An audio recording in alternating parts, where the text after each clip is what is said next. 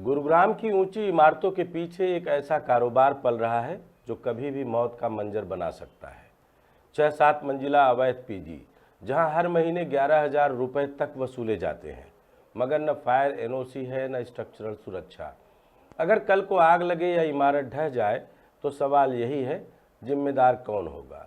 मकान मालिक, नगर निगम, town and country planning या वह राजनीतिक संरक्षण जिसने इस पूरे धंधे को खुली छूट दी है। नमस्कार, मैं डॉक्टर विजय शुक्ल। गुरुग्राम की पहचान आज चमचमाते आईटी टावरों और कॉरपोरेट हब के रूप में है, लेकिन इस आधुनिकता के भीतर एक ऐसी हकीकत पल रही है जिस पर शायद ही कोई खुलकर बात करना चाहता हो। यह हकीकत है पीजी यानी पेइंग गेस्ट का कारोबार, जिसने पिछले 20 सालों में एक छोटे से इंतजाम से निकलकर संगठित और अनियंत्रित उद्योग का रूप ले लिया है।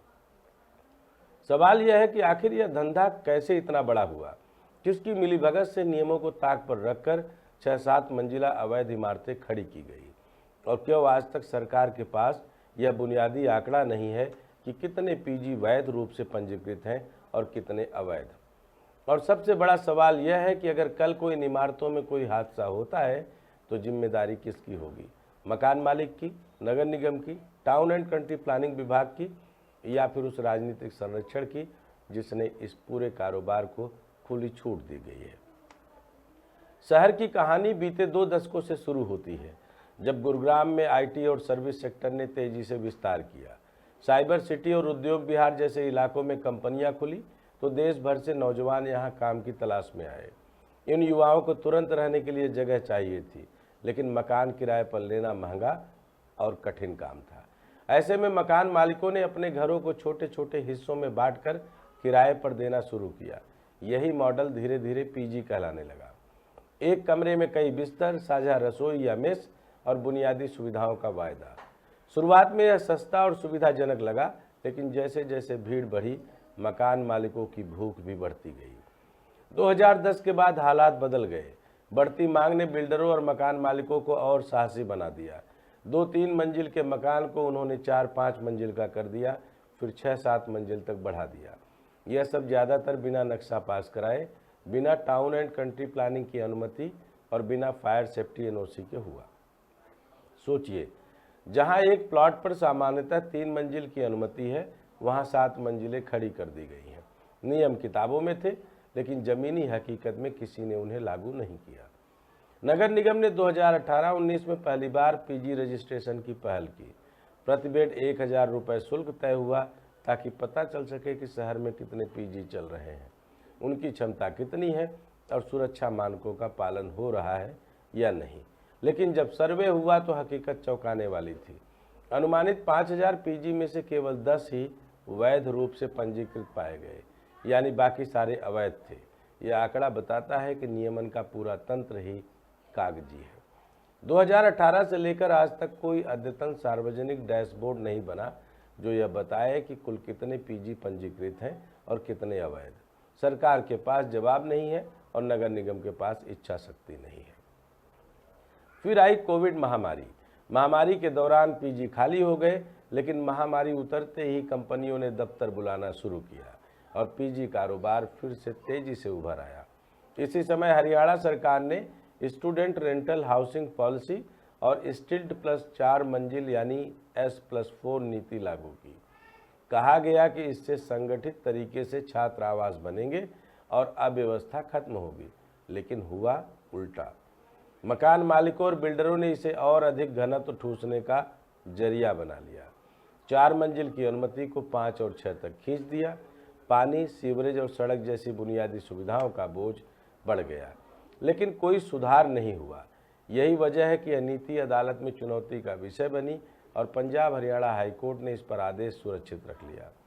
आज गुरुग्राम की स्थिति यह है कि सुखराली, सेक्टर 17 और आसपास के इलाकों में 6-7 मंजिला इमारतों में सैकड़ों छात्र और कर्मचारी ठूसे जा रहे हैं। औसतन किराया 8 से 11,000 रुपये है। कई जगह 11,000 रुपये प्रति छात्र वसूले जा रहे हैं। बिजली और खाने का अलग से पैसा लिया जाता है, यानी एक साधारण नौकरी पेशा युवा अपनी तनख्वाह का बड़ा हिस्सा सिर्फ किराए में दे रहा है। इस पर कोई नियंत्रण नहीं है। न किराया नियंत्रण कानून लागू होता है, न उपभोक्ता अधिकारों का पालन। अगर कोई किराएदार शिकायत करता है तो मामला उपभोक्ता अदालत तक जाता है, लेकिन तब तक उसकी जेब से पैसे निकल चुके होते हैं। नगर निगम और डीटीसीपी समय समय पर कार्रवाई करते हैं। कभी सेक्टर 49 में अवैध गेस्ट हाउस सील होते हैं, कभी सेक्टर 85 में बाउंड्री वाल और गेट गिराए जाते हैं, कभी कॉलोनियों में बने गार्ड रूम ध्वस्त किए जाते हैं, लेकिन यह सब दिखावा है। अगले ही हफ्ते वही निर्माण फिर खड़ा हो जाता है। यह सील तोड़ो और फिर बनाओ का खेल बन चुका है। प्रशासन प्रेस नोट जारी करता है, अखबारों में तस्वीरें छपती हैं, लेकिन असल बदलाव कहीं नहीं होता। सबसे बड़ा खतरा है फायर सेफ्टी और स्ट्रक्चरल सुरक्षा का। इस साल डीटीसीपी ने डीएलएफ फेज 1 से 5 तक की 641 इमारतों को जांच के दायरे में लिया, क्योंकि वहां अग्नि सुरक्षा और बिल्डिंग नियमों का उल्लंघन पाया गया। सोचिए, जिन इमारतों में लकड़ी की पार्टीशन, जालीदार वायरिंग और साझा किचन है, उनमें 30 से 60 बिस्तरों तक किराएदार रखे जा रहे हैं। एक चिंगारी पूरे ढांचे को राख बना सकती है। अगर ऐसा कोई हादसा होता है तो जिम्मेदारी कौन लेगा? क्या मकान मालिक जवाब देगा? क्या नगर निगम मानेगा कि उसकी निगरानी फेल रही? क्या टाउन एंड कंट्री प्लानिंग विभाग अपने अधिकारियों की लापरवाही स्वीकार करेगा? या फिर यह मामला भी किसी फाइल और कोर्ट केस में दबकर रह जाएगा? यहाँ रेरा की भूमिका भी समझना जरूरी है। रियल एस्टेट रेगुलेटरी अथॉरिटी का नियम कहता है कि हर प्रोजेक्ट का पंजीकरण अनिवार्य है। खरीदार और किराएदार को पारदर्शी जानकारी देना जरूरी है, लेकिन पीजी को रेरा के दायरे से बाहर रखकर सरकार ने खुद इस पूरे धंधे को अनरेगुलेटेड छोड़ दिया है। यानी यहाँ किराएदारों को कोई सुरक्षा नहीं मिलती। टाउन एंड कंट्री प्लानिंग का नियम कहता है कि निर्माण से पहले नक्शा पास होना चाहिए, मंजिलों की सीमा तय है और आवासीय प्लॉट पर व्यावसायिक उपयोग तभी संभव है जब अनुमति मिले। नगर निगम का नियम कहता है कि पीजी पंजीकृत होंगे, फायर एनओसी और पुलिस वेरिफिकेशन अनिवार्य है और कर चुकाना होगा, लेकिन इन सब नियमों का पालन नाम मात्र का है। असल सवाल यही है कि यह कारोबार सिर्फ मकान मालिकों का है या इसके पीछे कोई और ताकतें भी काम कर रही हैं। सच यही है कि बिना राजनीतिक संरक्षण और प्रशासनिक मिलीभगत के गुरुग्राम में हजारों अवैध पीजी नहीं चल सकते। नेताओं को वोट और फंड चाहिए, अधिकारियों को सुविधा और चुप्पी का दाम, और मकान मालिकों को अतिरिक्त कमाई। तीनों के गठजोड़ ने इस धंधे को वैधता का नकली आवरण दे दिया है। यही कारण है कि जब भी कोई हादसा होता है तो दोषारोपण का खेल शुरू हो जाता है, लेकिन असली जिम्मेदार कोई सामने नहीं आता। इस पूरी गाथा से यही साफ होता है कि गुरुग्राम का पीजी कारोबार युवाओं की मजबूरी और व्यवस्था की ढिलाई पर टिका है। यह कारोबार 20 साल में एक छोटे इंतजाम से निकलकर संगठित उद्योग बन गया है, लेकिन नियमों की धज्जियां उड़ाकर। सरकार के पास आंकड़े नहीं है, नगर निगम के पास इच्छा शक्ति नहीं है और अदालतों में नीतियां उलझी हुई हैं। इस बीच छात्र और नौकरी पेशा युवा 11,000 रुपये देकर उन इमारतों में रह रहे हैं जहां सुरक्षा, वैधता और भविष्य सब संदिग्ध है। अगर सचमुच कोई बदलाव चाहिए तो सरकार को सार्वजनिक डैशबोर्ड जारी करना होगा, जिसमें हर वार्ड और सेक्टर के वैध पीजी की सूची, उनकी क्षमता और सुरक्षा मानकों की जानकारी हो। प्रवर्तन को दिखावे से निकालकर सख्ती से लागू करना होगा और सबसे जरूरी यह है कि किराए और सेवाओं पर नियंत्रण का ठोस ढांचा बने, ताकि युवाओं की जेब पर पड़ने वाला बोझ कम हो। वरना यह कारोबार यूं ही चलता रहेगा और किसी हादसे की स्थिति में जिम्मेदारी फिर उसी तरह बढ़ जाएगी जैसे हमेशा होती आई है।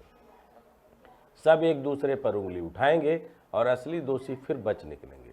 गुरुग्राम का यह सच कड़वा है, लेकिन जरूरी है कि इसे मान लिया जाए।